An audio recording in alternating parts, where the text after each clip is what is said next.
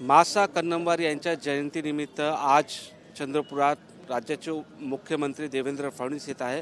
आपल्यासोबत बोलण्यासाठी आमदार किशोर जोरगेवार आहे। भाऊ, आज मुख्यमंत्री येत आहे, काय कार्यक्रम असं कसं? आज या राज्याचे यशस्वी मुख्यमंत्री, लढवय्ये मुख्यमंत्री, विकासाला ची दृष्टी असणारे मुख्यमंत्री आणि या जिल्ह्याचे सुपुत्र माननीय देवेंद्रजी फडणवीस साहेब आज चंद्रपूरला येत आहे।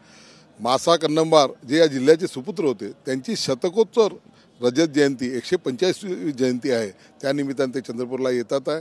पहिले मोरवा विमानतळावर आगमन झाल्यानंतर ते माता महाकालीचे भक्त आहेत आणि त्यांनी माता महाकालीचे दर्शन घेण्याची इच्छा व्यक्त केली। ते या ठिकाणी मंदिरामध्ये येत आहे, त्यांच्या हस्ते महाआरती या ठिकाणी होणार आहे आणि महाआरती झाल्यानंतर या मंदिर समितीचे जे ट्रस्ट आहे महाकाली मंदिर ट्रस्ट त्यांच्या वतीने त्यांचं स्वागत होईल। भारतीय जनता पार्टीच्या वतीने त्यांचं या ठिकाणी स्वागत करण्यात येणार आहे। त्यांचं माता महाकाली महोत्सव समिती जी आहे त्यांच्या वतीने आणि गुरुद्वाराच्या माध्यमातून त्यांचं या ठिकाणी स्वागत करण्यात येणार आहे। हे झाल्यानंतर मासा कन्नमवारांच्या पुतळ्याला ते माल्यार्पण करतील। त्यानंतर जो मुख्य कार्यक्रम आहे प्रियदर्शी इंदिरा गांधी सभागृहामध्ये त्या कार्यक्रमाला ते उपस्थित राहतील। महत्त्वाचं आपण बघितलं गेलं तर जो मुख्य कार्यक्रम आहे त्या मुख्य कार्यक्रमामध्ये जी पत्रिका छापण्यात आली त्याच्यामध्ये दुय्यम स्थान दिल्याचं असं मुनगंटीवारचं म्हणणं आहे, त्यामुळे ते या कार्यक्रमाला उपस्थित राहणार नाही। तुम्ही जो शब्दप्रयोग केला तो चुकीचा आहे की एक तर मुनगंटीवार इतक्या छोट्या मनाचे असतील असं मला वाटत नाही की दुय्यम स्थान दिलं हे त्यांनी तुम्हाला म्हटलं असेल असं मला वाटत नाही। ही माता महाकाली ही जी मासा कन्नमवार रजत जयंती समारोह समिती आहे ही साधारणतः 2 वर्षापूर्वी स्थापन झालेली आहे। प्राचार्य सूर्यकांत खनके त्याचे अध्यक्ष आहे आणि बाकी इतर लोक आहे आणि ते 2 वर्षापासून यामध्ये कोण असावं का नाही याची तयारी ते सुरू करत होते।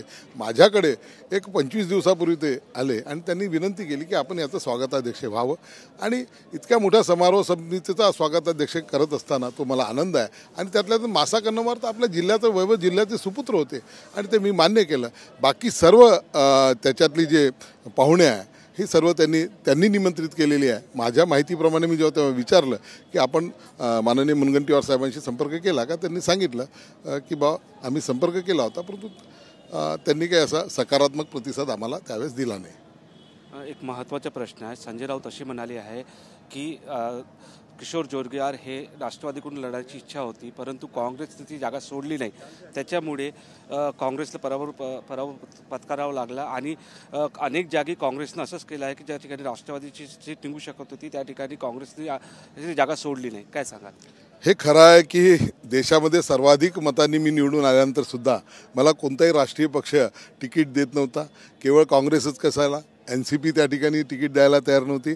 भारतीय जनता पार्टीचं स्थानिक नेतृत्वसुद्धा मला तिकीट मिळू नये याकरता त्यावेळेस प्रयत्न करत होते। सर्वातच हीच भावना होती की जोरगेवार आम्हाला नको आणि त्या भावनेतून मला तिकीट नको हा विषय होता। आणि याच्याही पुढे जाऊन जर तुम्ही विचारत असाल तर मी हे सांगेल की वडेट्टीवारांनी खूप जोरदार विरोध केला। माझा जेव्हा राष्ट्रवादीमध्ये जेव्हा शरद पवार साहेबांनी सांगितलं, माझा फोन केला की आपण राष्ट्रवादीमध्ये यावं, आम्ही तुम्हाला तिकीट द्यायला तयार आहोत, परंतु वडेट्टीवारांनी खूप प्रखर विरोध केला। वडेट्टीवार आणि इथल्या ज्या खासदार आहेत प्रतिभा धानोरकर यांनी विरोध केला आणि त्यांनी सांगितलं की आम्हाला महाआघाडीमध्येच हे नको ही भूमिका त्यांनी घेतली।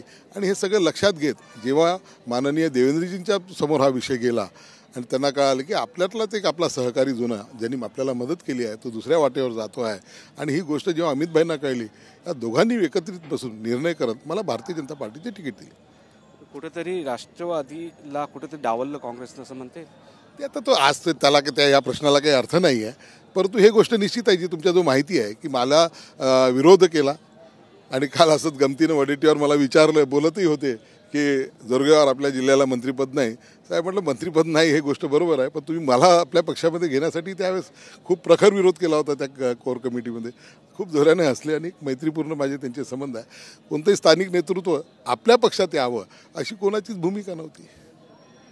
तर हे होते आमदार किशोर जोरगेवार। निलेश जहाट, TV9 मराठी, चंद्रपूर।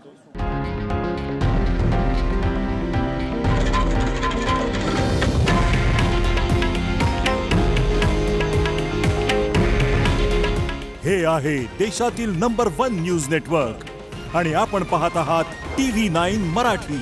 काळजी तुमची, हित महाराष्ट्राचं।